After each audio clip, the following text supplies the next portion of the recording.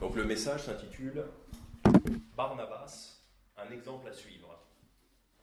Actes chapitre 11, versets 19 à 30. Actes chapitre 11, versets 19 à 30.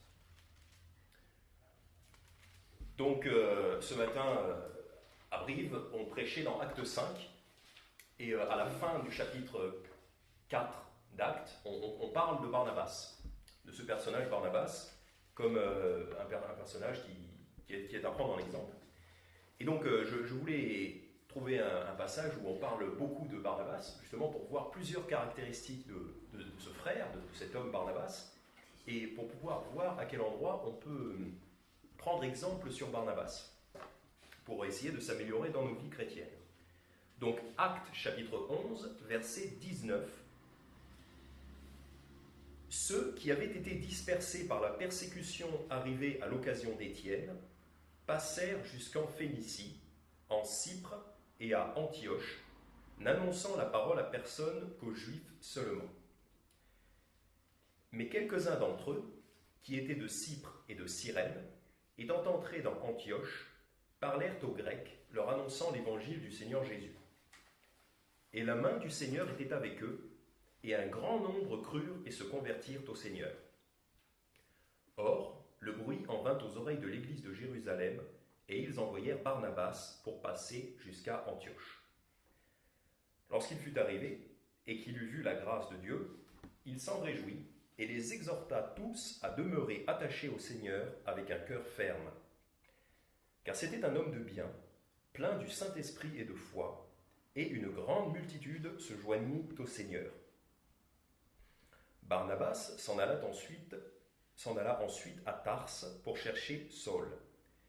Et l'ayant trouvé, il l'amena à Antioche, et pendant toute une année, ils s'assemblèrent avec l'Église et instruisirent un grand peuple, et ce fut à Antioche que pour la première fois les disciples furent nommés chrétiens. En ce temps-là, des prophètes descendirent de Jérusalem à Antioche. Point. Et l'un d'eux, nommé Agabus, se leva et annonça par l'Esprit qu'il y aurait une grande famine par toute la terre, ce qui arriva en effet sous Claude César. Et les disciples résolurent d'envoyer, chacun selon son pouvoir, un secours aux frères qui demeuraient en Judée. Et ils le firent, l'envoyant aux anciens par les mains de Barnabas et de Saul. Donc, nous avons ce passage qui mentionne plusieurs fois ce personnage Barnabas. Et donc, on va voir au travers de ce passage plusieurs caractères de Barnabas qui sont des bons exemples pour nous, des choses qu'il faut essayer d'imiter. Donc, la première chose que j'aimerais noter à propos de Barnabas, c'est que Barnabas est un disciple mature, car Barnabas enseigne la Bible. Barnabas est un enseignant de la Bible. Barnabas est un disciple mature. Donc, si vous voulez regarder les versets 22 et 23, il est dit, donc au verset 22, il est dit « Or, le bruit en vint aux oreilles de l'église de Jérusalem, et ils envoyèrent Barnabas pour passer jusqu'à Antioche. » Donc, l'église de Jérusalem entend qu'il y a eu des convertis à Antioche, donc ils envoient Barnabas, parce qu'ils savent que Barnabas est un homme capable d'enseigner. Verset 23, « Lorsqu'il fut arrivé, et qu'il eut vu la grâce de Dieu, c'est-à-dire les gens qui se sont convertis, il s'en réjouit et les exhorta tous à demeurer attachés au Seigneur avec un cœur ferme. » Donc Barnabas est capable d'être envoyé dans une église de nouveaux convertis pour les exhorter à demeurer attachés au Seigneur, c'est-à-dire pour les exhorter à vivre la vie chrétienne. Voilà. Donc c'est ça que je veux noter, que je veux que nous prenions exemple sur Barnabas, c'est que Barnabas est quelqu'un qui est capable d'exhorter des frères et sœurs, donc c'est un chrétien qui est quand même assez mature. Il a progressé dans sa connaissance de la Bible, dans sa connaissance de la vie chrétienne de la Bible, et il est capable d'exhorter les autres personnes. Au verset 26, acte 11, 26, et l'ayant trouvé, donc après qu'il ait trouvé Saul, qui deviendra Paul, et l'ayant trouvé, il l'amena à Antioche, et pendant toute une année, ils s'assemblèrent avec l'Église et instruisirent un grand peuple. Donc pareil, on voit encore que Barnabas était quelqu'un qui instruisait.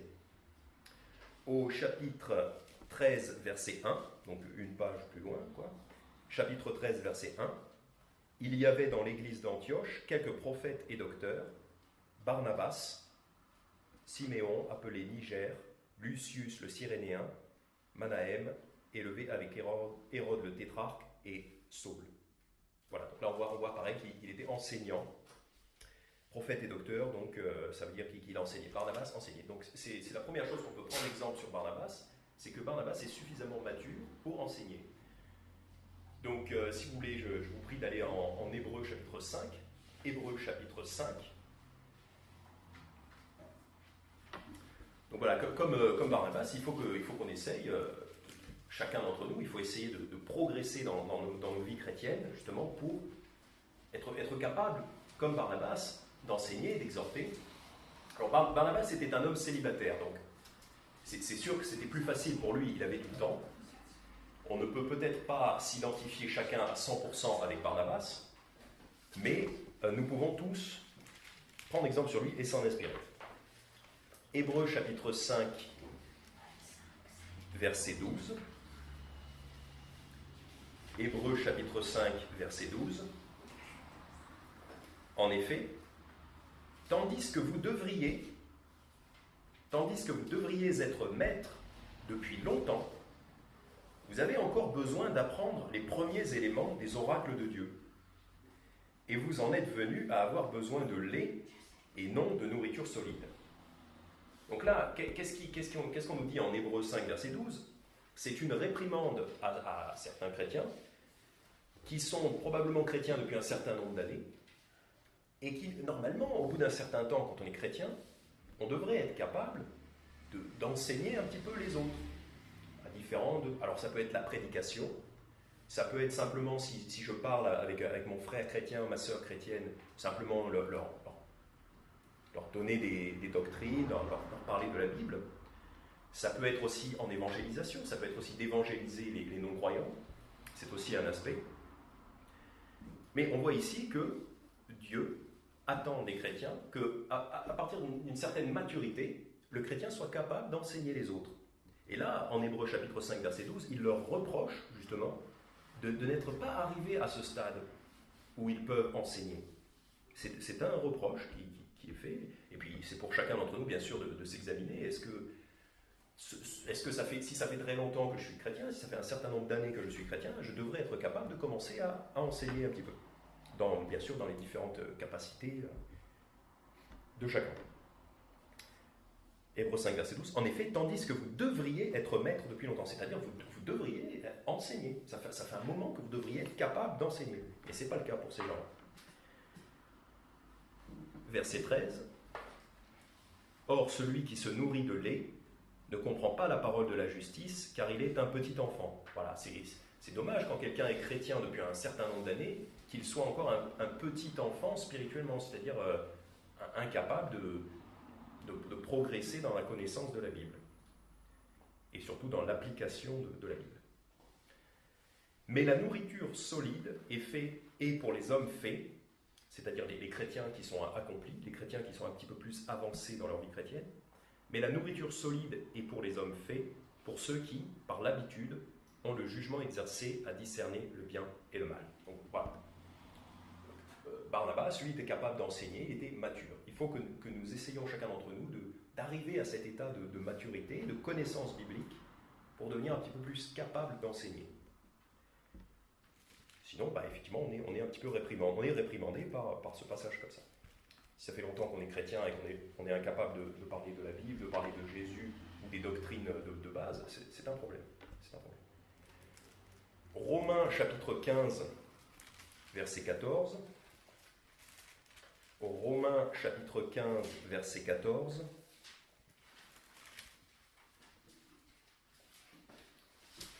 Donc comme tout à l'heure, on était dans le livre des Actes, c'est juste le livre d'après, c'est juste le livre après Actes, c'est Romains. Romains chapitre 14, verset... Romains chapitre 15. Romains chapitre 15, verset 14. Pour moi, frères, j'ai la persuasion que vous êtes pleins de bonté, remplis de toute connaissance et capables de vous exhorter les uns les autres. Donc ça c'est ce que Paul l'apôtre Paul pense des chrétiens de Rome et il les félicite. Il leur dit, j'ai la persuasion, donc je suis convaincu, je crois vraiment que vous êtes plein de bonté, rempli de toute connaissance. Voilà, c'est ça qu'on recherche. Et capable de vous exhorter les uns les autres. C'est comme ça qu'il faudrait que nous soyons. Il faudrait que nous soyons remplis de toute connaissance. Donc pour ça, il faut lire la Bible, il faut tenter de mémoriser les passages, il faut comprendre les doctrines, et capable de vous exhorter les uns les autres. Et oui, chacun. C'est pas seulement le pasteur ou le prédicateur qui doit faire ça, mais chacun d'entre nous, on doit être capable de s'exhorter les uns les autres. Hébreux chapitre 10, on retourne dans le livre d'Hébreux. Hébreux chapitre 10, verset 25. J'aurais dû vous dire de garder la place. Hébreux chapitre 10, verset 25. Donc on a vu en Romains chapitre 15, verset 14, donc il félicitait les gens, il félicitait les chrétiens qui sont capables de s'exhorter les uns les autres. Hébreux chapitre 10, verset 25. N'abandonnons, donc ça c'est un verset très connu, on va le citer fréquemment.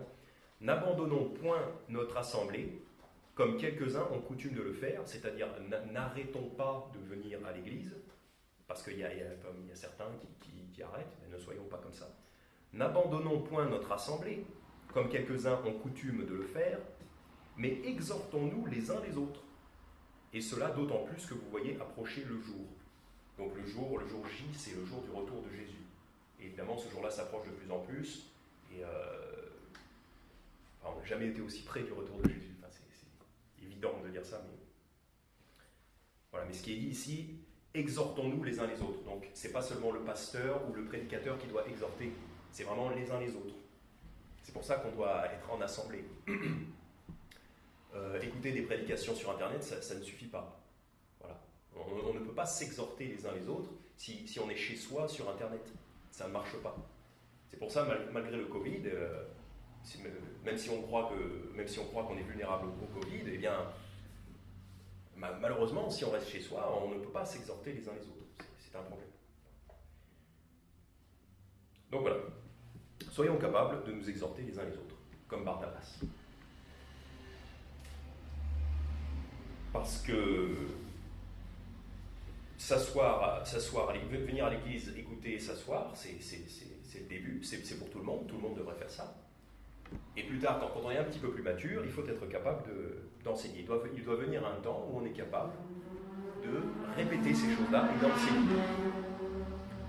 Si vous voulez tourner dans Psaume 40, donc au milieu de la Bible, si vous ouvrez la Bible en son milieu, il y a de fortes probabilités que vous tombez dans le livre des Psaumes.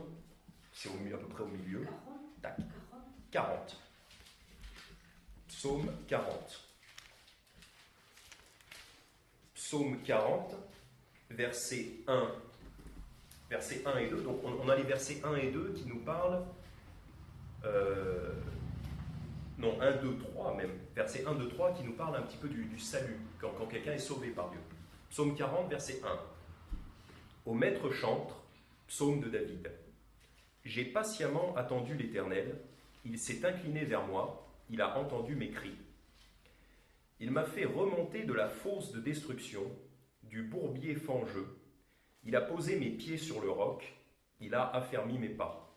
Donc là, c'est un peu ce qui nous arrive quand on demande à Jésus de nous sauver. C'est ça. Il nous fait remonter de la fosse de destruction. L'enfer peut être comparé à c'est une fosse de destruction.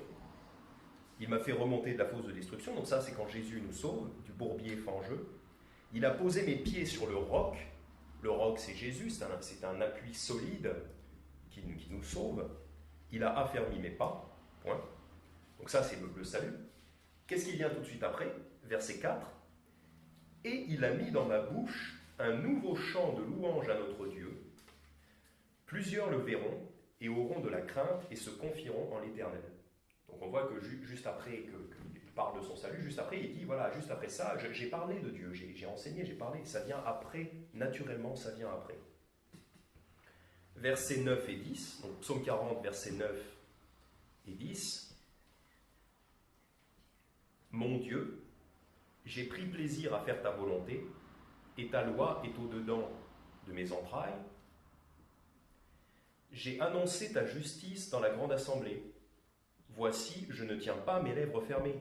Tu le sais, ô Éternel. Donc c'est ce qu'il faut, voilà ce qu'il faut qu'on soit, chacun d'entre nous, ne pas tenir ses lèvres fermées. Il faut parler de Dieu, il faut parler de Jésus, après avoir été sauvé. C'est pour ça qu'on évangélise, hein, tout bêtement. Hein, on est organisé pour évangéliser, c'est pour ça. C'est pour faire ça. Voilà. Chaque chrétien devrait être capable de parler de sa foi. 2 Pierre chapitre 3 verset 15, rapidement on va le lire, c'est un verset très connu aussi.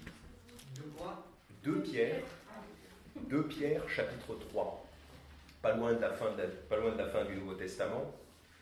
Le dernier livre c'est Révélation, ensuite on a Jude, 3 Jean, 2 Jean, 1 Jean, 2 Pierre. 2 Pierre chapitre 3 verset 15. C'est un verset très classique. Non, je me suis trompé, c'est pas celui-là. Ça doit être 1 Pierre. Ça doit être 1 Pierre, chapitre 3. Ouais, c'est 1 Pierre, chapitre 3, verset 15. 1 Pierre, chapitre 3, verset 15. Mais sanctifiez dans vos cœurs le Seigneur Dieu, et soyez toujours prêts à vous défendre. On ne parle pas de se défendre physiquement, là on parle de défendre la doctrine de Dieu. Soyez toujours prêts à vous défendre, avec douceur et respect, auprès de tous ceux qui vous demandent raison de l'espérance qui est en vous. L'espérance qui est en nous, c'est le Seigneur Jésus-Christ, c'est le salut en Jésus-Christ. Donc il faut que nous soyons capables, il faut que nous soyons prêts. Si quelqu'un nous demande pourquoi tu es joyeux, pourquoi tu traverses la vie sans peur, en paix, dans la joie, eh bien il faut être capable de dire c'est grâce à Jésus. Et être capable de dire ce que Jésus a fait pour nous. Il faut être capable de prêcher l'évangile. C'est un commandement de Dieu. C'est un commandement de Dieu. Ici, en 1 Pierre chapitre 3, verset 15, soyez toujours prêts à vous défendre, avec douceur et respect, auprès de tous ceux qui vous demandent raison de l'espérance qui est en vous. Donc soyez toujours prêts à expliquer l'évangile aux personnes qui vous le demandent. Ce serait dommage si quelqu'un vous le demandait et que vous n'en soyez pas capable. Parce que si quelqu'un vous demande l'évangile, c'est qu'il veut être sauvé. C'est que la personne, c'est toute sa vie, c'est sa vie éternelle qui se joue. Donc si la personne vous demande comment est-ce que je peux faire pour être sauvé et que vous n'êtes pas capable de lui expliquer, c'est dommage, c'est très très dommage. Donc il faut travailler à ça. Voilà. Tâchons d'être plus matures, tâchons d'être suffisamment matures, comme Barnabas, pour être capable de faire ceci. Voilà. C'était le premier point que nous pouvons prendre en exemple sur Barnabas. Donc on revient dans Actes chapitre 11, donc ce passage qui parle pas mal de Barnabas. Actes chapitre 11. Donc on a vu au verset 23 que donc Barnabas va à Antioche et il exhorte les nouveaux convertis donc, à demeurer attachés au Seigneur, c'est-à-dire à vivre la vie chrétienne. Il les encourage, il les commande, il les exhorte à vivre la vie chrétienne. Verset 24, car c'était un homme de bien, plein du Saint-Esprit et de foi. Donc quand la Bible dit ça de quelqu'un, c'est que vraiment c'est un bon exemple. C'est que vraiment on peut prendre exemple sur lui. Et une grande multitude se joignit au Seigneur. Verset 25 et 26. Barnabas s'en alla ensuite à Tarse pour chercher Saul. Et l'ayant trouvé, il l'amena à Antioche. Et pendant toute une année, ils s'assemblèrent avec l'Église et instruisirent un grand peuple. Et ce fut à Antioche que pour la première fois, les disciples furent nommés chrétiens. Donc la deuxième caractéristique de Barnabas que j'aimerais qu'on puisse prendre en exemple, c'est que Barnabas est un homme qui va avoir cette capacité d'aider les autres à mieux servir Dieu. Barnabas a cette capacité de tirer le meilleur des autres personnes. En lui-même, il est un homme plein de foi, un homme de bien, plein de foi et du Saint-Esprit, de par lui-même, mais aussi, Barnabas va aider les autres personnes à mieux servir Dieu. C'est ce qu'on voit ici, parce que au verset 25, donc Barnabas s'en alla ensuite à Tarse pour chercher Saul. Donc Saul, à l'issue, ça on le voit un petit peu plus tôt dans le livre des Actes, à l'issue d'une persécution contre lui, il était retourné à Tars, dans sa ville natale. Donc on ne sait pas trop ce qu'il faisait, peut-être qu'il servait Dieu, on ne sait pas trop. Mais Barnabas va le chercher, et au verset 26, et l'ayant trouvé, donc il trouve Saul, il l'amena à Antioche, et le résultat de ça, c'est que pendant toute une année, ils s'assemblèrent avec l'Église et instruisirent un grand peuple. Donc, il y a eu beaucoup d'enseignements qui a été rendu possible parce que Barnabas est allé chercher Paul à Tars. Peut-être que si Barnabas n'était pas allé le chercher, peut-être que rien de tout cet enseignement ne serait arrivé. Peut-être que Paul serait resté, à cette époque il s'appelle encore, on l'appelle encore Saul, il deviendra Paul plus tard. Mais peut-être que si Barnabas n'était pas allé chercher, je vais l'appeler Paul pour simplifier, si Barnabas n'était pas allé chercher Paul, peut-être que rien de tout ça ne serait arrivé. Parce que Paul est très compétent. Mais peut-être qu'il serait resté à Tars et qu'il aurait fait moins de choses pour le Seigneur si Barnabas n'était pas allé le chercher. Et c'est pour ça que chacun d'entre nous, on peut faire le maximum pour être comme Barnabas, pour être un Barnabas. Peut-être que vous connaissez quelqu'un qui a besoin d'encouragement. Peut-être que vous connaissez quelqu'un qui ne sert pas le Seigneur, ou pas beaucoup, ou alors vous connaissez quelqu'un qui ne sait pas où aller, qui ne sait pas dans quelle église aller. Eh bien, vous pouvez être comme Barnabas et aller chercher cette personne et dire à cette personne, tu sais que tu pourrais faire ça, tu sais que tu pourrais venir dans l'église, tu sais que tu pourrais venir évangéliser. Tu n'as jamais pensé à prêcher des messages? Est-ce que tu as déjà pensé à prêcher des messages? Et la personne va dire, ah ben non, j'y avais jamais pensé, mais écoute, je vais essayer. Puisque tu me dis d'essayer, je vais essayer. Et puis la personne se met à prêcher la Bible. Ou alors, je pourrais être le Barnabas de quelqu'un et dire, est-ce que tu as déjà pensé à sortir évangéliser? Ah ben non, j'y avais jamais pensé. J'avais jamais pensé que j'en serais capable. Mais si, t'en es capable. T'en serais capable. Moi, je suis le Barnabas de cette personne. Tu serais capable d'évangéliser. Essaye. Ah ben ok, d'accord, ben, je vais venir évangéliser. Vous voyez ce que je veux dire? Parce que des fois, on ne se doute pas qu'on est capable de faire quelque chose. On n'a juste pas l'idée. On n'a pas l'idée qu'on est capable. Et si quelqu'un nous le dit, eh bien, il se trouve qu'on se découvre capable de faire des choses. Je le sais parce que mon métier de maintenant, je suis soudeur, eh bien, c'est pas moi qui ai eu l'idée de faire ça. C'est le frère Pierre qui m'a emmené découvrir ça. Et moi, tout seul, j'aurais pas eu l'idée. C'est juste que j'ai pas l'idée. Je suis trop bête. J'étais trop bête pour avoir cette idée-là.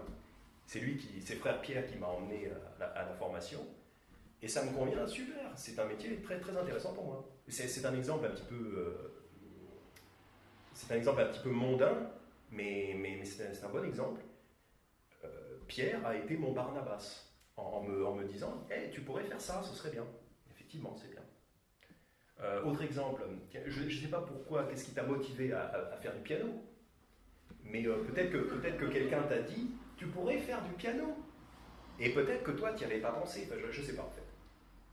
Mais en tout cas, ça peut marcher comme ça. Il y a des gens qui pensent dans leur tête je ne serais jamais capable de faire de la musique, par exemple. Je ne sais pas, je ne serais jamais capable de faire de la musique. Mais si quelqu'un vous dit, mais si, t'en serais capable, essaye, commence, tu verras, c'est pas si difficile. Eh bien, vous essayez, vous commencez à en faire, par exemple, et vous découvrez que c'est faisable. C'est tout à fait faisable. Vous pourriez très bien être, soyons le Barnabas de quelqu'un, encourageons les autres à développer leur potentiel pour Christ. C'est ça. Barnabas est celui qui va chercher l'autre. Et en plus, ce n'est pas la première fois que Barnabas va chercher Saul. En Actes chapitre 9, donc deux pages avant, Actes chapitre 9, versets 20 à 25, Actes chapitre 9. C'est pas la première fois que Barnabas, c'est pour ça, c'est vraiment dans le caractère de Barnabas de faire ça, parce que c'est pas la première fois qu'il fait ça. Acte 9, versets 20 à 25. Et il prêcha aussitôt dans les synagogues que Jésus était le Fils de Dieu. Donc là, c'est Saul, juste après sa conversion, il commence à prêcher Jésus. À Damas, dans la ville de Damas, en Syrie. Et tous ceux qui l'entendaient étaient hors d'eux-mêmes et disaient, n'est-ce pas celui qui persécutait à Jérusalem ceux qui invoquent ce nom et qui était venu ici exprès pour les emmener liés aux principaux sacrificateurs? Donc il s'étonne que Saul, qui auparavant persécutait les chrétiens, maintenant il commence à prêcher comme les chrétiens. Il s'est joint aux chrétiens. C'est étonnant, effectivement. Verset 22. Et Saul se fortifiait de plus en plus, et il confondait les Juifs qui habitaient à Damas, démontrant que Jésus était le Christ. Quelque temps après, les Juifs délibérèrent de faire mourir Saul, mais il fut averti de leur complot. Or, ils gardaient les portes nuit et jour pour le tuer. Mais les disciples, le prenant de nuit, le descendirent par la muraille dans une corbeille. Donc, on voit ici qu'à Damas, dans la ville de Damas, Saul va prêcher et Saul est accepté par les disciples. C'est ce qu'on voit au verset 25. Les disciples, le prenant de nuit, le descendirent par la muraille dans une corbeille. Donc, les disciples aident Saul à Damas. Mais, au verset 26, et quand Saul fut arrivé à Jérusalem, il tâchait de se joindre aux disciples, mais tous le craignaient, ne croyant pas qu'il fût un disciple. Ben oui, puisque auparavant, cet homme persécutait les chrétiens. Donc il ne croit pas qu'il se soit vraiment converti et que maintenant il soit un vrai chrétien. Il ne croit pas. Et pourtant c'est vrai, mais il ne le croit pas. Tous le craignaient, ne croyant pas qu'il fût un disciple. Alors, Barnabas le prit et le mena aux apôtres et leur raconta comment le Seigneur lui était apparu sur le chemin et lui avait parlé, et comment il avait parlé ouvertement à Damas au nom de Jésus. Dès lors, il allait et venait avec eux à Jérusalem et parlait ouvertement au nom du Seigneur Jésus. Donc là, qu'est-ce qui se passe? Saul n'est pas accepté par l'église de Jérusalem parce qu'ils le craignent. Mais Barnabas, donc sa compétence, sa capacité à Barnabas, c'est de prendre ce disciple et de l'amener dans l'église et de dire non, regardez, il est avec nous, regardez. C'est ça la capacité de Barnabas. Un disciple qui a du mal à se faire accepter, Barnabas l'aide à se faire accepter dans l'église. Il l'aide, quelque part, il renforce l'église, il ajoute des personnes à l'église. Une personne qui avait du mal à s'intégrer à cause de son passé, eh bien Barnabas l'amène et facilite cette intégration. Soyons comme ça, nous aussi. Soyons des gens qui facilitent l'intégration des nouveaux chrétiens dans notre assemblée.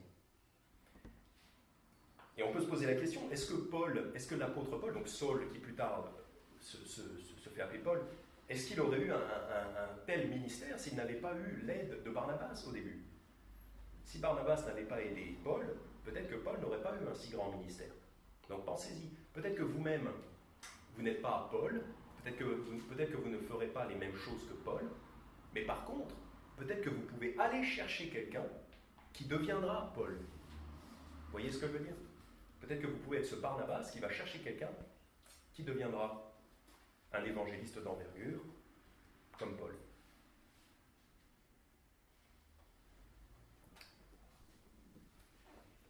Et versets 29 et 30, acte 9, versets 29 et 30, il parlait et disputait avec les hellénistes, mais ceux-ci cherchaient à lui ôter la vie.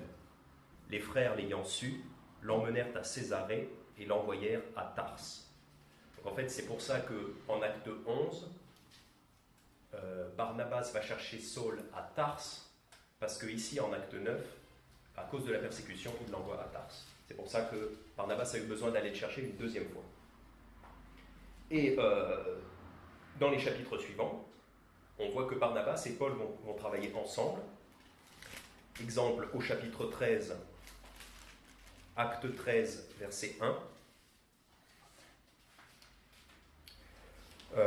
Pour gagner du temps, on va pas aller dans les détails, mais au acte 13, verset 2, pendant qu'ils célébraient le culte du Seigneur et qu'ils jeûnaient, le Saint-Esprit leur dit, « Mettez à part pour moi Barnabas et Saul, en vue de l'œuvre à laquelle je les ai appelés. » Donc là, vraiment, on voit que le Saint-Esprit va envoyer ces deux hommes. Souvent, on a tendance à focaliser sur Paul, sur Saul, qui deviendra Paul. On a tendance à focaliser sur lui. Mais Barnabas, c'est très important. C'est vraiment une équipe, tous les deux. Chapitre 14, versets 1, chapitre 14, verset 1. Il arriva à Iconium que Paul et Barnabas entrèrent ensemble dans la synagogue des Juifs et parlèrent de telle sorte qu'il y eut une grande multitude de Juifs et de Grecs qui crurent. Donc là encore, on voit qu'ils sont ensemble, ils sont une équipe. Verset 7, et ils y annoncèrent l'évangile. Donc c'est pas Paul qui annonce l'évangile, c'est l'équipe qui annonce l'évangile. Donc Barnabas est vraiment très important pour accompagner Paul. Chapitre 15, verset 2. Chapitre 15, verset 2. Une grande contestation et une dispute s'étant donc élevée entre Paul et Barnabas, d'un côté, entre Paul et Barnabas et eux, c'est-à-dire des gens qui veulent propager une fausse doctrine, en l'occurrence. Il fut résolu que Paul et Barnabas et quelques-uns d'entre eux monteraient à Jérusalem auprès des apôtres et des anciens pour traiter cette question. Donc encore une fois, on voit que Paul et Barnabas sont mentionnés ensemble, c'est vraiment une équipe. Et chapitre 15, versets 25-26, il nous a paru bon, d'un commun accord, de vous envoyer des hommes choisis avec nos bien-aimés Barnabas et Paul, hommes qui ont exposé leur vie pour le nom de notre Seigneur Jésus-Christ. Souvent on parle de Paul comme de quelqu'un qui a beaucoup souffert pour Christ, et c'est vrai. Mais Barnabas aussi a beaucoup souffert pour Christ, et il a accompagné Paul pendant cette période-là du ministère de Paul. Donc c'est très important. Et on a tous besoin d'un Barnabas. On peut tous être le Barnabas de quelqu'un, on peut tous être un soutien pour quelqu'un. Parce que Paul n'a pas fait ses grandes œuvres missionnaires tout seul. Paul a eu besoin de compagnons, et en particulier de Barnabas. Donc, il faut quand même se rappeler que Barnabas était célibataire. Donc pour lui, c'était plus facile de voyager, etc., de faire toutes ces choses. Donc c'est vrai qu'on ne peut pas s'identifier à 100% à Barnabas, mais jusqu'à quand même un certain point, on peut quand même s'identifier à lui. Et on va encore voir le caractère de Barnabas. Donc on a vu Barnabas va chercher Saul à Tarse. Barnabas était allé chercher Saul pour l'amener auprès de l'église de Jérusalem. Mais il y a une troisième fois où Barnabas va chercher quelqu'un. C'est en Acte 15, versets 35 à 39. Donc il y a une troisième fois où on voit ce caractère de Barnabas. Acte 15, verset 35. Mais Paul et Barnabas demeurèrent à Antioche, enseignant et annonçant avec plusieurs autres la bonne nouvelle de la parole du Seigneur. Donc Paul et Barnabas sont à Antioche, ils enseignent. Quelques jours après, Paul dit à Barnabas, « Retournons visiter nos frères dans toutes les villes où nous avons annoncé la parole du Seigneur, pour voir en quel état ils sont. » Donc ils vont retourner dans les églises où ils sont déjà allés pour encourager les frères et sœurs. Et Barnabas voulait prendre avec lui Jean, surnommé Marc. Mais il ne semblait pas raisonnable à Paul de prendre avec eux celui qui les avait abandonnés en Pamphylie et qui ne les avait pas accompagnés dans l'œuvre. Il y eut donc une contestation, en sorte qu'ils se séparèrent l'un de l'autre, et que Barnabas, prenant Marc avec lui, s'embarqua pour l'île de Cypre. Mais Paul, ayant choisi Silas, partit après avoir été recommandé à la grâce de Dieu par les frères, etc. Donc là, il y a une situation, c'est qu'en fait, dans leur précédent voyage missionnaire, Paul et Barnabas étaient accompagnés d'un homme qui s'appelle Marc, et c'est peut-être celui qui a écrit l'évangile de Marc, peut-être, qu'on surnomme Jean, et cet homme les a abandonnés à un moment donné. Et du coup, puisque cet homme les a abandonnés, Paul ne veut plus voyager avec lui. Donc dans ce nouveau voyage qu'ils veulent faire, Paul dit non, je ne veux pas voyager avec celui-là, on ne peut pas lui faire confiance, il nous a abandonnés, je ne veux pas. Donc Paul, il va avec Silas, à côté, mais Barnabas, et c'est là qu'on voit le bon caractère de Barnabas, c'est que Barnabas pardonne à Marc, même si Marc n'avait pas été fidèle à un moment donné, même si Marc les avait abandonnés, Barnabas se dit, bon, eh bien, je vais te donner une deuxième chance, voilà. Je te donne une deuxième chance, viens avec moi. Il permet à Marc de continuer à servir le Seigneur en lui donnant une deuxième chance.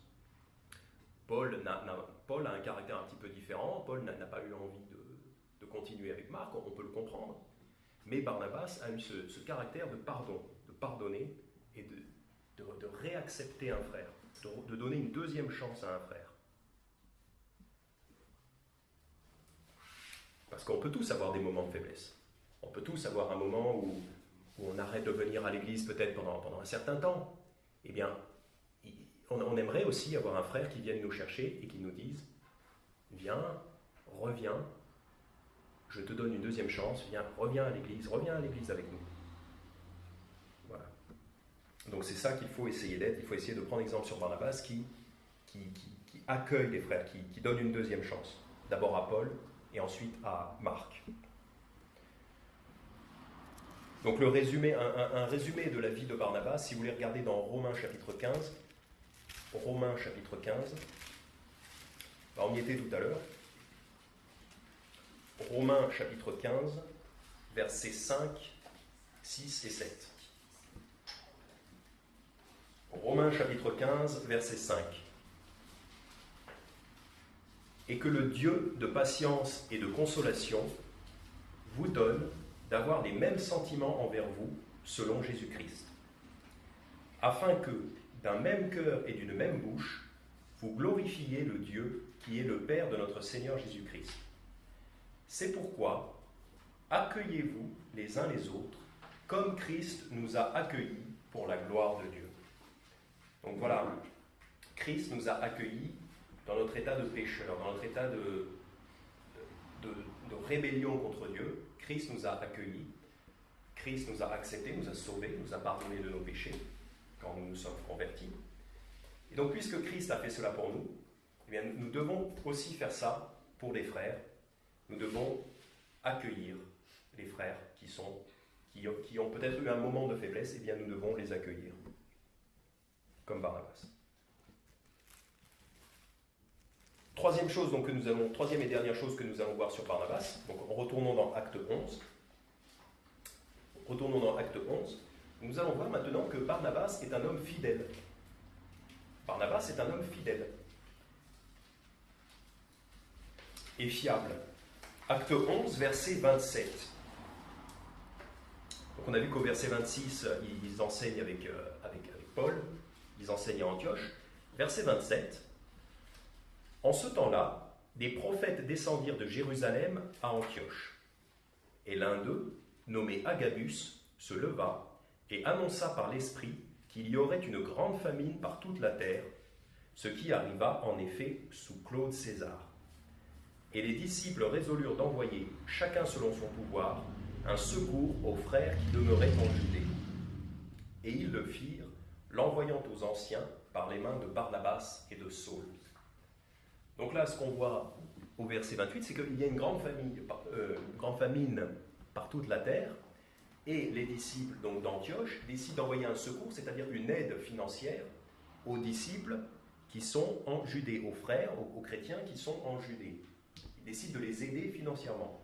Et ils le firent, donc ils envoient cette aide financière, donc ils envoient de l'argent, ils l'envoient aux anciens par les mains de Barnabas et de Saul.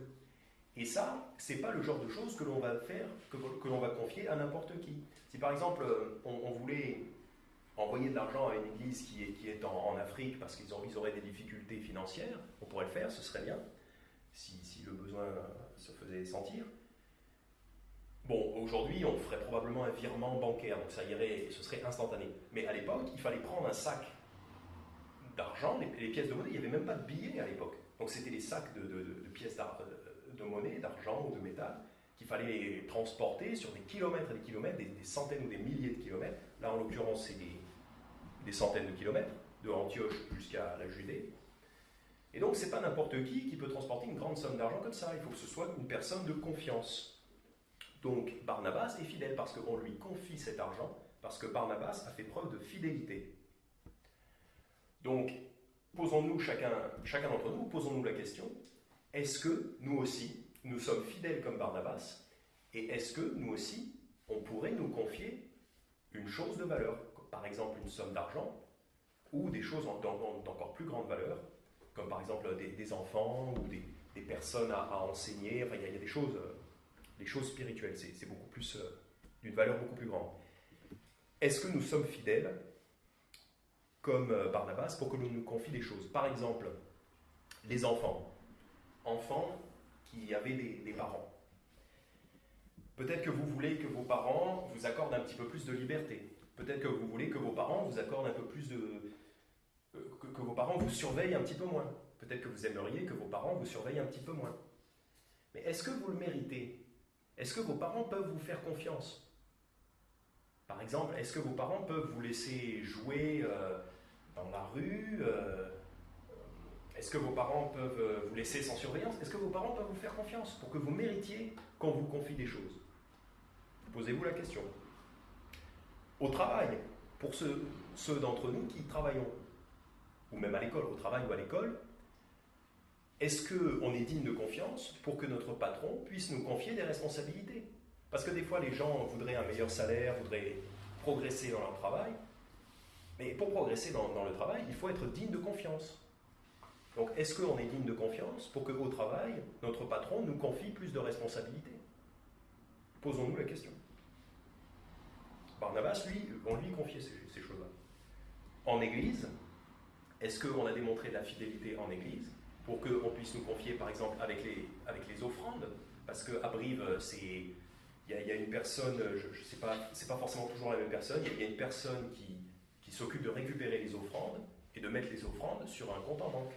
C'est pas moi, je sais pas qui c'est, mais c'est quelqu'un de confiance. Donc voilà, et on ne confierait pas forcément ça à n'importe qui. Pareil, en Église, pour prêcher la parole de Dieu, il faudrait tous qu'on puisse prêcher, tous les hommes en tout cas.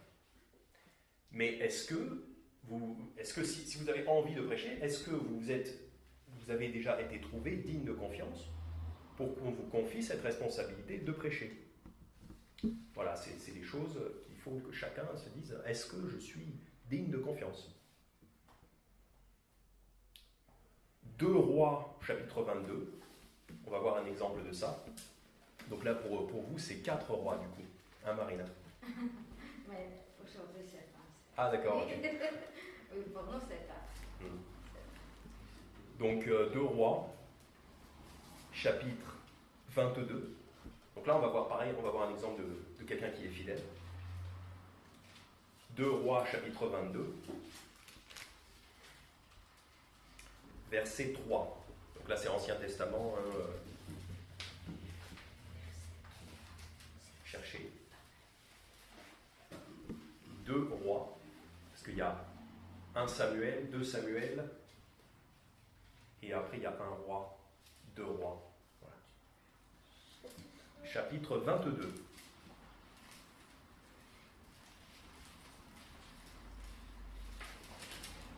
C'est très important d'avoir des gens sur qui on peut compter.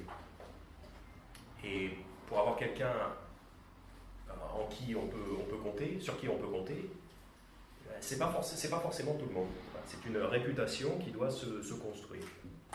2 Rois, chapitre 22, versets 3 à 7. Je vais lire les versets 3 à 7. 2 Rois 22, verset 3.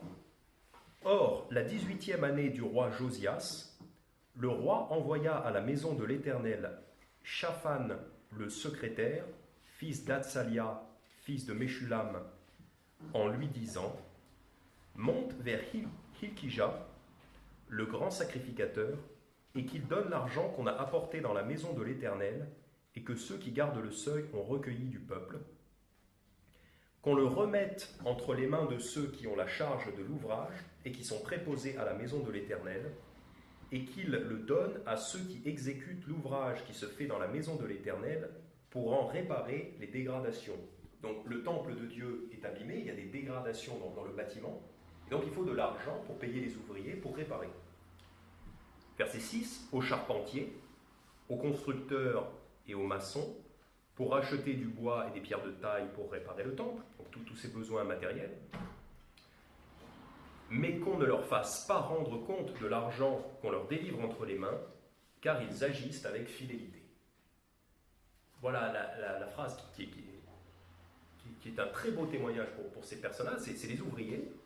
On ne leur fasse pas rendre compte de l'argent, c'est-à-dire on ne va pas les surveiller, on ne va pas surveiller l'usage qu'ils vont faire de cet argent. Pourquoi?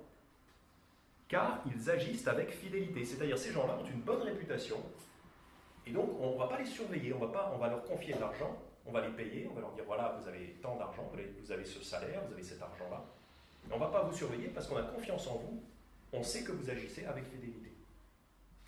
Et Barnabas était pareil, on lui avait confié l'argent, et il faudrait que chacun d'entre nous, on puisse avoir ce témoignage, qu'on nous confie des choses, et qu'on nous fasse confiance, qu'on ne soit pas sans arrêt en train de nous surveiller. Parce que dans le monde, les gens n'ont pas forcément ces principes-là, et donc les non-chrétiens, parfois, il faut les surveiller, parce qu'ils pourraient être malhonnêtes, des fois ils sont honnêtes, des fois ils sont malhonnêtes.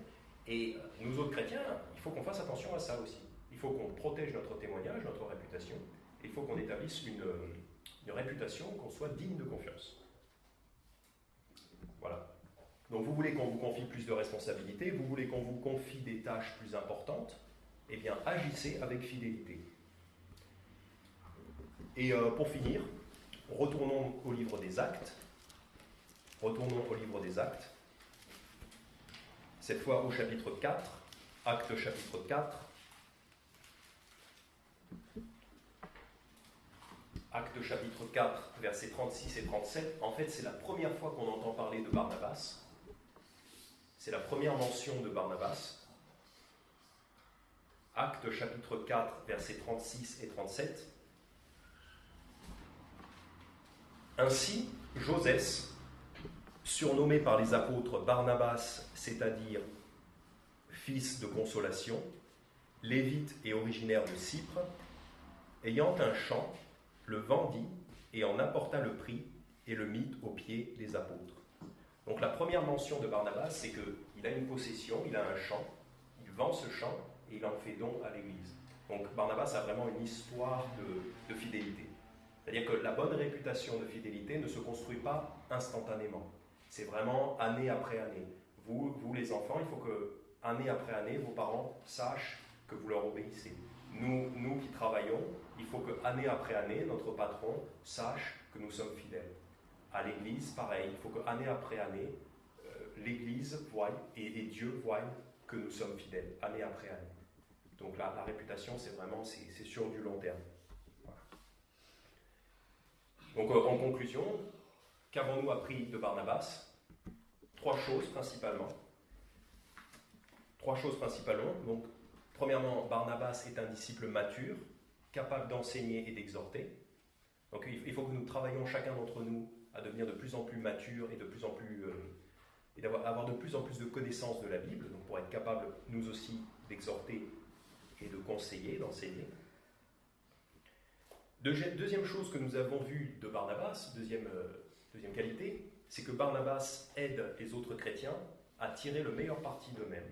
Donc Barnabas est un excellent aide. Barnabas est celui qui va vous aider à devenir un meilleur chrétien. Donc on peut faire ça pour d'autres personnes que nous connaissons.